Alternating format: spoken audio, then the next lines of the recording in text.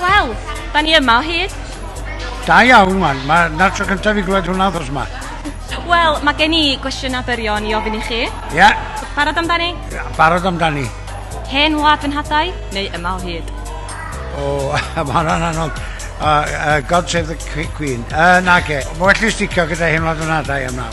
Rownd a rownd neu pobl o cwm? Rownd a rownd. Llaeth neu llefrith? Llaeth. Ie wir?